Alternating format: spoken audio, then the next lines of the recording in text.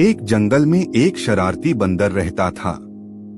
एक दिन वह गांव में आया और एक घर की रसोई से रोटियां चुरा ली।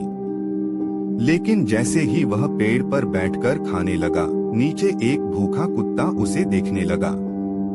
बंदर को दया आ गई। उसने आधी रोटी नीचे फेंक दी। कुत्ता खुश हुआ और बंदर भी।